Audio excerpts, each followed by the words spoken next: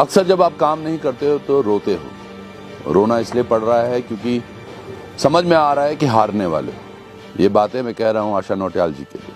Bharatiya Janata party की पिछले कई वर्षों से महिला मोर्चा की अध्यक्ष अंकिता भंडारी की मां के रोने पर उनके साथ नहीं थी। मेरे बेटे ने मुझे खाने को तोड़ता भेजा, कैसे हमने कैसे सीखना भैया।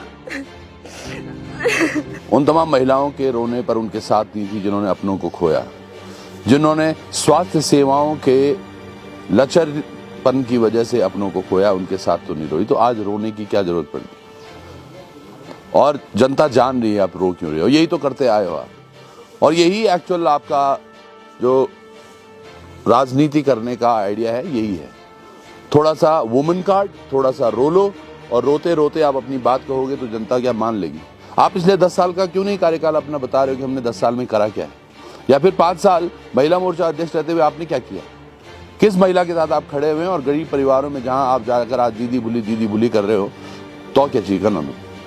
किलेजिन बेवकूफ बनना, और कब तक जनता को बेवकूफ? पर मुझे लगता है अभी जनता बेवकूफ बनने वाली है नहीं, क्योंकि जनता को समझ में आ गया है कि जो आज ये ढकोसले कर रहे हैं, ये बड़े बड़े मंचों पर जाके रोना और फिर धामी जी को उनको संभालना और ये तमाम चीजें।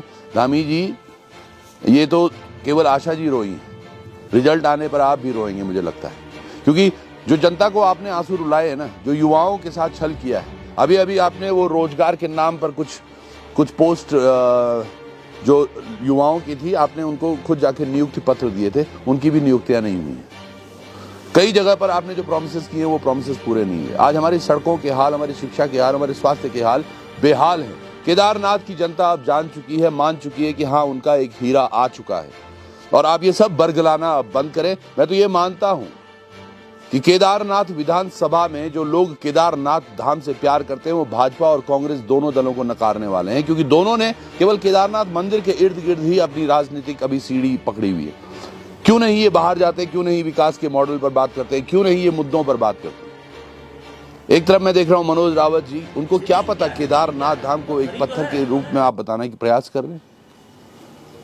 शिवलिंग क्या है? पत्थर ही तो है। बुद्धिहीन हो चुके हैं लोग, और आज हमें ये समझना होगा कि आपने विपक्ष में रहते हुए क्या किया था 5 साल, जो आज आप फिर से वही रोना शुरू करने वाले हो कि यार हमें वोट दे दो, हम जीतना चाहते। क्यों जीतना चाहते हो आप ये बता दीजिए।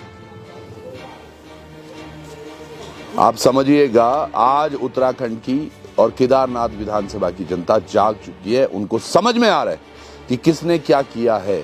आशा दीदी का रोना कल सबने देखा, मुझे लगता है अब धामी जी का रोना देखना बाकी है।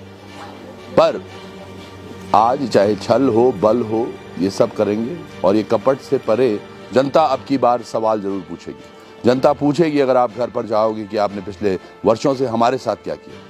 आज हमारे यहाँ स्वास्थ्य की सेवाएं नहीं है सर। अभी मेरी सुबह किसी से बात हो रही थी, कहते चाची जी को थोड़ा फूड पॉइजनिंग सी हो रही है, तो सोचिएगा कहाँ ले जाना पड़ रहा है उनको। फाटा से और रुद्रप्रयाग में इलाज हुआ तो ठीक, नहीं तो श्रीनगर। तो क्या हम आम आदमी ऐसे घिसता पिटता रहेगा? और कौन सी बरगलाहट हो रही है ये?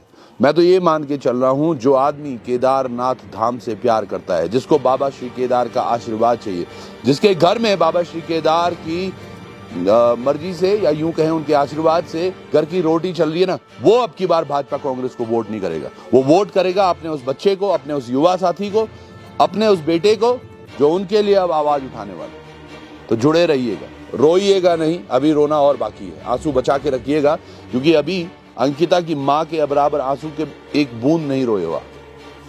नमस्कार।